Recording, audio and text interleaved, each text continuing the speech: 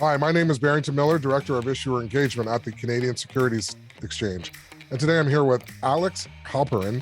He is WeedWeek, a freelance business journalist that covers the cannabis industry and everything surrounding it. Alex, thank you for agreeing to come on to this amendment of a podcast for the Cannabis Investor Series. Thanks so much for having me. Great to be here. So where in the world are you right now? I'm in Los Angeles. And how's everybody doing? How's the world around you? Well, it's, things are easier in LA when it's 70 degrees and sunny as it is right now. So certainly, we've had our share of hardships like everybody else, but the weather helps and it still does. And it seems like the latest wave of virus is waning. So we're all pretty excited about that. Now, for those of you who are new to this podcast or new to the industry or anything like that, you may have heard of a publication called WeedWeek. Well, you are looking at WeedWeek, and Alex, can you tell us how you started it and why you chose to get into it? Just Sure. Basically your journey. How did you get here? So I was a business reporter in New York, and cannabis wasn't a part of my life. And a little more than 7 years ago, Fast Company magazine sent me to Las Vegas to cover what then is now was the sort of world's largest cannabis trade show, MJ BizCon. And I got there and I thought, wow, this is an amazing story that nobody's covering, and I should cover it. And not too long after that, I moved to Denver, which then was the sort of center of the American cannabis industry. And I started covering it for a variety of publications. And I started writing a newsletter, WeedWeek, because the things that were happening in the industry were happening all over the place. They were in states, in Washington, D.C., and then they were on farms, in boardrooms, on stock exchanges. And it seemed that there would be some value in a resource that sort of gave folks an idea of everything they need to know that happened this week. And I think that hopefully is still why people read it, because we bring together sort of the most important and interesting events in the industry in the last few days. And this apply, and now we really focus on writing it for people in the industry and the news that is most relevant for them. And right now we're pretty focused on the US market, although we certainly address certain issues and certain companies within the Canadian market as well. If you like, I couldn't agree more that the US, I believe, is the place that should be the focus. I think if you're looking for investment opportunities, and I do not espouse to give investment advice, all of those things, but the US, you can't overlook it. You have Canada, and then you have the population of California, which is one and the same. So that should be able to tell you something. Michigan has 300,000 medical patients. Canada has 300,000 medical patients. It's not even the same sport. But you did touch upon California, and California is, I guess, where everybody looks to, at least on the West Coast, as far as what's going on and what's happening. Can you tell us what is going on there right now? Sure. So California, in terms of cannabis culture, is certainly sort of there are various nodes of cannabis culture across the country, but California certainly has a very special place in that, and it's also the biggest market, and also a market with global influence, so that the idea of people here hope that once there's an international industry, that people will feel an affinity for Californian cannabis, much in the way they feel an affinity for French wine or Italian wine or something like that. And the culture ranges from the tens of thousands of growers who operated in the illegal market and are now to various degrees being integrated or not into the legal market, as well as all sorts of music. The Silicon Valley has a rich history of cannabis use and influence. So there are all sorts of different things there. But I mean, right now, there's a lot of focus on the structure of California's industry. So right now, taxes are very high. The illegal market is still a major force. It's said to be twice as large as California's market, which is the largest, and California is the largest market in the US at about $4 to $5 billion a year.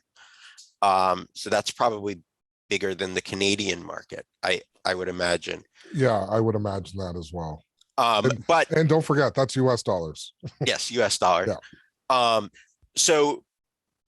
So California's market is huge, but the way it's structured with regards to taxes and regulations, it's a very hard market to survive in. And a lot of businesses, especially a lot of the smaller businesses, are struggling. And there's sort of a protest movement going on right now to save craft farmers, many of whom had a place in the legacy market, to support Black and Brown owned businesses. Of course, these are the communities that bore the worst of the war on drugs and are now, there aren't too many success stories of Black and Brown owned businesses surviving in the legal industry, both in California and in other states. So it's this incredibly rich place for cannabis culture and cannabis business, but it's a very hard place to run a business. And that's one of the reasons why a lot of the multi-state operators, who are the big US companies, the biggest US companies, many of the ones that are publicly trading in Canada, and I believe on your exchange, although maybe there's more than one exchange. I'm not an expert on that.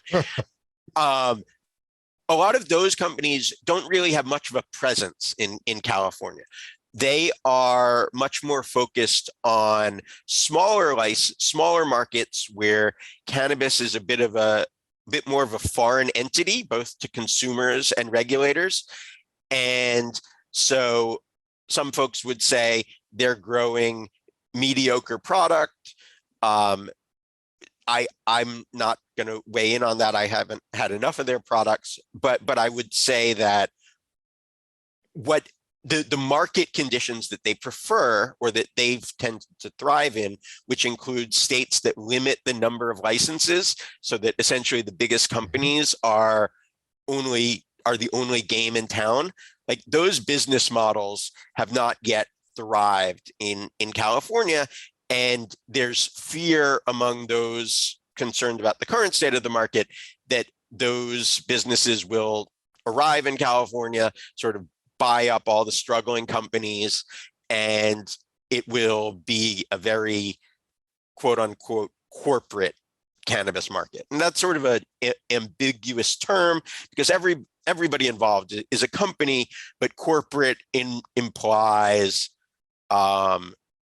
scale and a certain, perhaps a blandness of culture and things along those lines. There's more concern for the bottom line versus the patient versus the end user versus all of those. And it's just the push. Let's grow and get bigger and take more market share. You know what? Those are all valid points and very, very true. And you know what? I've interviewed a lot of people, and I can honestly say I don't think anybody has touched upon,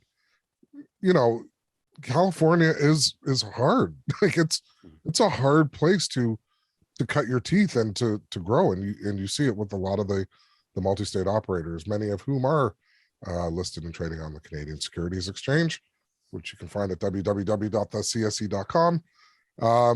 Now there's the emergence of the Northeast market. You Yeah. have New York State, New Jersey, Massachusetts, Pennsylvania, and this isn't an East Coast, West Coast thing, but there is a thing there, and that thing being there is a difference.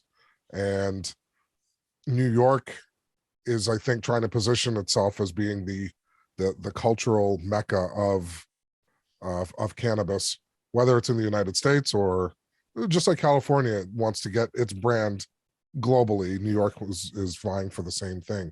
Sure. Yeah, let's talk a little bit about what's going on in the Northeast and how that's shaping the industry. So I'm from New York, and so they legalized just short of a year ago, I believe, through the legislature, and now former Governor Cuomo, who had to step down, really pushed for it. And it may have been sort of a way to distract from some of his various other issues going on. But New York is obviously a huge market, and as the sort of media headquarters of the country, or the world, as plenty of New Yorkers will tell you, that certainly gives cannabis a global presence that, whereas California's cultural cachet comes perhaps through movies and TV shows. So this is going to be a huge market, but probably a market much more like the sort of more corporate markets that I was talking about earlier. There are certainly going to be efforts to support equity businesses, but and perhaps some of them will thrive, but ultimately you got to think that big companies are going to have a big portion of the market. And probably the best way to look at that are in states like Illinois and Florida, where the markets are already quite a bit larger than in New York and New Jersey, and the rules intensely favor the big companies. And states can do it in different ways, but ultimately the big companies like states that limit the number of licenses, limit the competition, and essentially enable companies to build market share just for showing up. And there's definitely going to be some of that in New York as the market opens over the next sometime between, I would say, 12 and 24 months from now. Also, similarly, in New Jersey and Connecticut, I think you're going to have a similar situation. What about the middle of the United States? Like you mentioned Illinois, but going right down the middle, all the way down through Texas and the South. Yeah. What's gonna, like? I think the South is going to mimic a lot of what Florida is doing, because Florida keeps getting left out of the Southern diatribe for whatever reason. But I think they're going to just go, okay, and that'll bleed over into the Southern states. But the like Middle America and are they going to borrow from Illinois?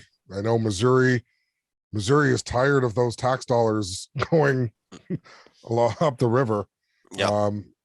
And so I'm really curious as to, I don't want to call it battlegrounds, but what will happen in that part of the United States. Sure. So, I mean, what's interesting is that, I mean, we live in a very polarized nation right now, but legalization is about as close to bipartisan as an issue can be. So one of the booming markets right now is Oklahoma, and they have a very sort of, Oklahoma certainly has a Bible Belt aspect, but its conservatism also dates back to the oil industry and the sort of very freewheeling low regulation, laissez-faire market. And that's what you have going on in Oklahoma, where it turns out that very conservative, there's a song, we don't smoke marijuana in Muskogee, but it turns out that not only do they smoke marijuana in Muskogee, but there are now, a dozen or so dispensaries where you can replenish your stash. And because it's said to be as easy to open a dispensary in Oklahoma as it is to open a taco stand. And whereas in Florida, I don't even know if they're giving away any more licenses, but to apply for one or to buy, if you were to try and buy an existing license in Florida, that would cost you tens of millions, if not hundreds of millions of dollars. Whereas in Oklahoma, they have thousands, they have well over 1,000 dispensaries for a pretty small state population. So I think when you look at sort of the middle of the country, you can see sort of states weighing that kind of spectrum with sort of social conservatism. Mississippi just legalized with a very strict program, or a relatively strict program. Oklahoma is also a medical program, but it's much more freewheeling, much more business friendly, which is to say much more consumer friendly as well. Exactly. And so if you sort of take the triangle formed by Oklahoma, Mississippi, and then Illinois with its sort of Chicago, which was described to me as the state market was described to me as a state mandated oligopoly. And I think in a lot of these other states, you're going to see them sort of navigating between these different poles. No, that's an excellent point. And I think that song that you're referring to, I actually believe the guy sang it at one of the presidential inaugurations or something, and got it could have been Nixon, or somebody in that era. It could be, yeah. Because they wanted the vote. And the place erupted and went crazy. But but I digress. No, that's those are really, really good points. Texas. Right. Texas is another country. It's like it's its own beast. And what is going on there? So Texas, like anywhere else, cannabis has the potential to do very well there. And I think Oklahoma shows that. At the same time, just passing things in Texas is very hard. And especially something where there is still a fair amount of conservative opposition. It's very hard to make something like that happen, but I think it will happen sooner or later. But again, and I believe so in Texas, it's very hard to do a ballot initiative, which is how legalization has happened in a lot of states, and the legislature only meets every 2 years. So Right. so it becomes very, very hard to get things done. We've been tiptoeing around the topic of politics, Republican, Democratic, and I think when the current administration was running, there was a lot more hope that was going to happen as far as the legalization discussion. And since they've been in office, that's been waning. And I think the delay is going to be pushed even further, personally. But what's your take on what's going on in Washington? So President Biden is an outlier among Democrats in that he doesn't support legalization. But he did make some campaign promises that folks in the industry are pretty disappointed with. He said he would, I believe, expunge a certain number, all non-violent, I don't know all, but free a certain number of federal cannabis prisoners, which hasn't happened. And other aspects where a lot of people in the industry are questioning his commitment to even the promises he made. At the same time, the Republicans are getting, as we discussed, Mississippi just legalized. Oklahoma has legalized bigger. These are some of the reddest states in the country.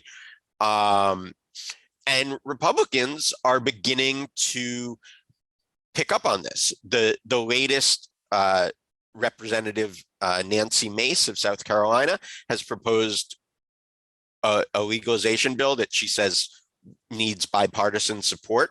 I think the industry would be pretty happy with her bill. And so a Wall Street analyst the other day called it the only game in town right now. There's another push right now to not quite legalize, but enable companies to have access to the financial system. And that hasn't, there have been numerous attempts to make that pass, but to get that through Congress, but it hasn't happened yet. There's another attempt right now, but ultimately, I think we're going to see the industry get cozier with Republicans for similar reasons to the reason a lot of industries are cozier with Republicans. They favor lower taxes and fewer regulations. Mhm. At the same time, I think Republicans are letting down their guard about some of the problems they had with cannabis. So I think they're going to become closer friends. I think it boils down to a certain extent money and the Sure. amount of volume of money that is being generated, the amount of tax revenue per state. I know Colorado, back in the early days, they paid more than our 4 biggest banks in Canada in taxes alone. Crazy. Like it's insane, and you know what? That gets people's attention. That really does. Now, what is your 2022 outlook as far as the landscape? You're looking into WeedWeek's crystal ball of 52 weeks, and what do you see happening this year as we sort of emerge out of the pandemic? And I'm knocking on wood that we are. Yeah. I don't know enough to predict what's going to happen in Congress. I'm not a close enough watcher, and people I know and respect have contradictory opinions. But we can definitely expect more people to have access to cannabis in more states. So New Jersey is likely to open this year. New York and Connecticut could open this year. And then you have more states that could likely legalize recreational. And those include Missouri, Arkansas, Ohio, which would be very big, Pennsylvania. And so the industry and the industry's footprint and access is going to increase no matter what happens in Washington, even as the plant's sort of legal position becomes increasingly untenable. I think one thing to look out for, and I don't quite know if it's going to happen this year or not, but for a long time, the only cannabinoids with any sort of market are THC, which is, of course, gets people high, and CBD, which has sort of properties similar to a nutraceutical as well as pharmaceutical properties. It's been approved as a drug for certain very severe epilepsy disorders. The cannabis plant produces scores of different more cannabinoids, and we're beginning to see those in products in California, and probably to a much lesser extent in other markets. I think there's one called CBN that is said to promote sleep. The extent and all the CBD is very little studied. These new products are even less studied. Right. And so what they do, like some are said to increase appetite or suppress appetite, provide energy or different kinds of highs. This is all largely based now on anecdotal evidence. And it's probably going to remain anecdotal evidence for the foreseeable future. But at the same time, companies are going to be talking a lot more about these sort of functional products. And to the extent that they work as advertised, that's probably going to be in the mind of the consumer. Right. And we're all basically relying on the fact that cannabis seems to be well tolerated in the overwhelming number of people who take it, so that it's not really a safety issue, but there are potentials for safety issues. So for example, this year, a product called Delta-8 became popular. I'm so glad you brought that up, because that's a perfect segue. That was literally my next question, to talk about Delta-8. Okay, great. Yeah. So for listeners who don't know, Delta-8 is a chemical. THC is officially Delta-9 tetrahydrocannabinol. I believe that may not quite be right. Anyway, Delta-8 is a slight variation on it that, because it's not explicitly banned, or because due to a legal loophole, it's been available in head shops and gas stations and a variety of businesses in states where cannabis isn't legal. But unlike CBD, it gets people high. But the thing about Delta-8 is that has created a whole huge loophole and all sorts of controversy and confusion in various state markets, and some of which have banned it, some of which require that it go through the same regulatory process as cannabis. But safety is a bit more of an issue with Delta-8, assuming that, and thus far I'm not aware of anything that contradicts this, assuming that the products made by the plant are going to be well tolerated by people and not cause enormous crises. Delta-8 is actually a manufactured product. It's manufactured by applying certain kinds of solvents to CBD. So that introduces the potential for harm, or for dangerous products to be introduced, especially in an unregulated market, which the Delta-8 market is. So that creates potential for confusion and harm. And it will be interesting to see. And so a lot of states are sort of not allowing it, but it adds a whole new layer of complications to the legalization process. It's like, are all cannabis products legal? And then are all chemicals found in the plant legal? And are all the plants that are derived from products found in the plant legal? So at any time, so there is the potential for Delta-8 products to harm people to in ways that we're not really familiar with legal cannabis products harming people. And that, of course, adds all sorts of complications.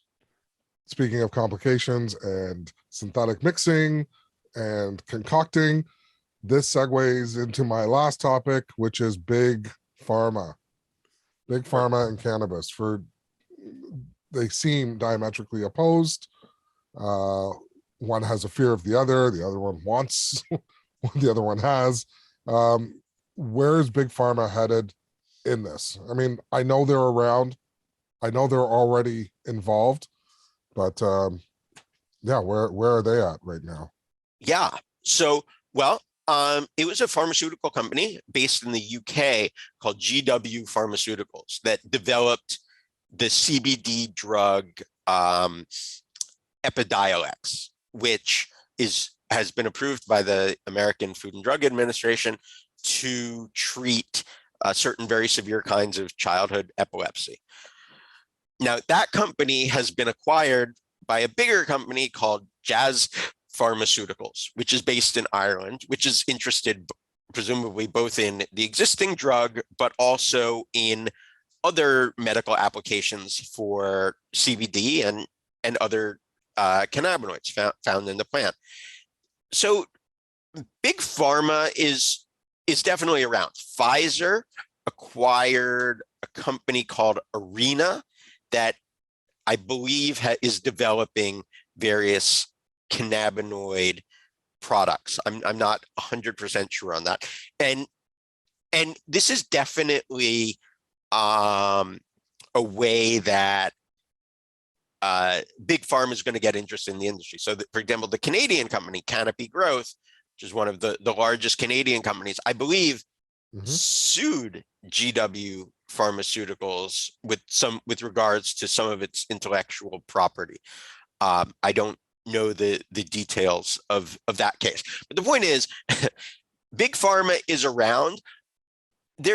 You hear a lot of fears in the community of sort of Big Pharma taking over what's now considered like the recreational cannabis industry. My instinct is to think that those fears are probably overblown. Big Pharma has an expertise in developing and running trials on pharmaceuticals, which is an incredibly time and resource intensive process. And if they're interested in cannabinoids, which it seems pretty clear that at least some of them are, they probably want to run it through that process, because that's where they have, that's how they know how to run a business. That's how they know how to make money and create a moat around what they're doing. It's not out of the realm of possibility that they would want to start selling cannabis over the counter. But my instinct is to think that Pfizer acquiring the MSOs, the existing big companies, which are still much smaller, much smaller than a company like Pfizer. I think those tend to be overblown. If anything, I would think that an alcohol or a tobacco company, we can already see the traces of it, but they are much more likely to move into the sort of consumer over-the-counter recreational segment. Yeah, I think Big Pharma will move slow. I think they will be patient. They will. Let's see how this industry shakes out. Let's wait and see, like really wait. Big Pharma isn't getting fully into it anytime soon. That's what I think. It's plug time. Alex, tell people where they can find you, how to subscribe to WeedWeek, and all of those good things. Yeah, well, thanks so much. So yeah, you can subscribe to the free WeedWeek newsletter at weedweek.com.